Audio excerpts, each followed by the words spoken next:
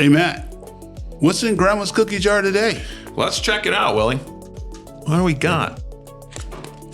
Today's topic is you are the master of your own ship. Wow. Do you have a story for us, I got a Willie? story. Thinking about a ship. All right. So these people board a cruise ship and they're well on their way. So at dinner, the captain shows up and they're having a conversation with the captain. And they say, Captain, how long is it going to take us to get to the Bahamas? And the captain says, the Bahamas? We're not going to the Bahamas. And they say, what do you mean? Where are we going? And the captain says, I don't know. Sounds like those passengers might be kind of stuck. They're definitely stuck. And guess what? There's a whole lot of people who are stuck in where they are, but they want to be somewhere else. And I guess that's kind of the whole point of the story, isn't it? Right? Which is ultimately in this game of life, you really have to know where you're going.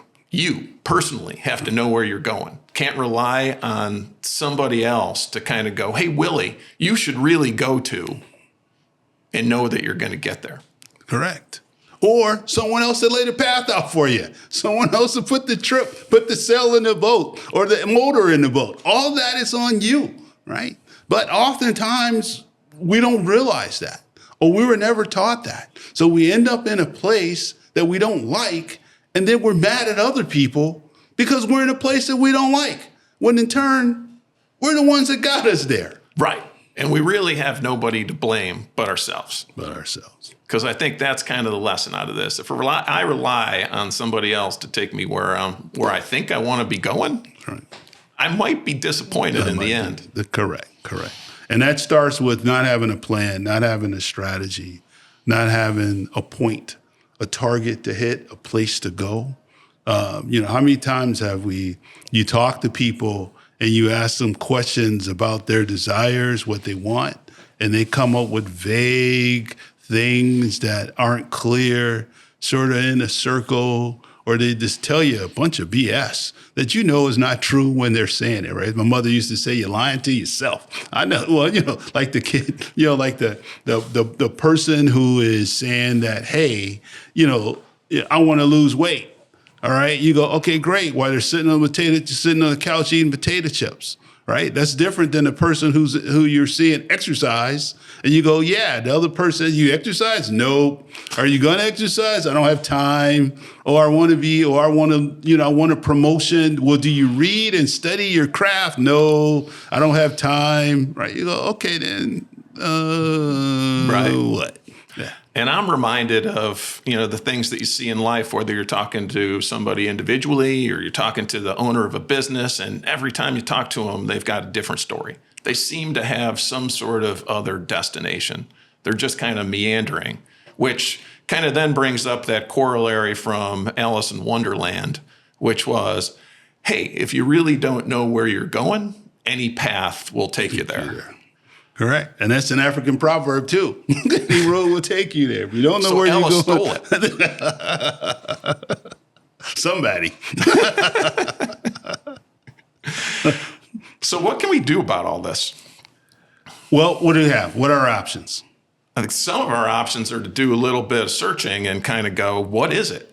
Where is it? What is this thing? Where am I ultimately really trying to get to? And then another piece of the component perhaps is that really understanding that you own this. It's your life. You're the owner. You're the master of your own ship. Correct. Can't blame anybody else. It's all on you. And if you like where you are, you like where you are. But if you want to be somewhere else, right? If you want to be somewhere else, so think about it. So remember, throughout our careers, right? We've all run into people who have desires and expectations, right? But then when they hear that they got to show up to work early or they have to stay late, they go, nah, I prefer this path. And that's okay, right? That's okay, right? But it's different if you're sitting there and you're saying, well, I desire that, or I would like to have that, or how come I don't have that? Well, most likely it's because you haven't done what you need to do, or you haven't done what you need to do long enough to achieve that, because it doesn't happen overnight, right? It doesn't happen. You got to put some time in.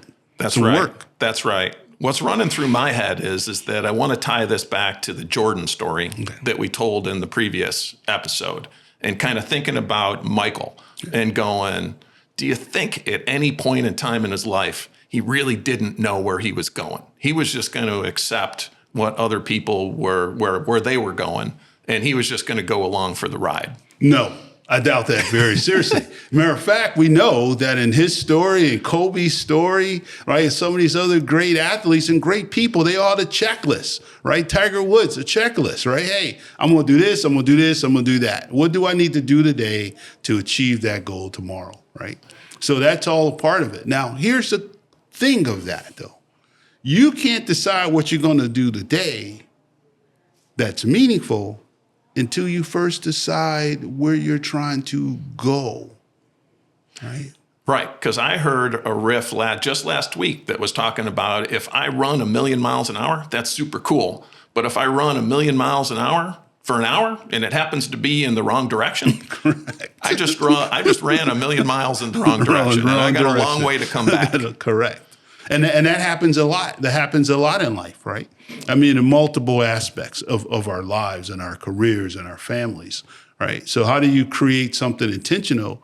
You got to first intentionally decide where you're going and do what it takes to figure out what that really is, or what you really want out of life, right? I mean, that's sort of the key. Like, what do you really want out of life, right? If I want to be a great father, then I got to do things to help me become a great father. But I first got to decide that I want to be a great father.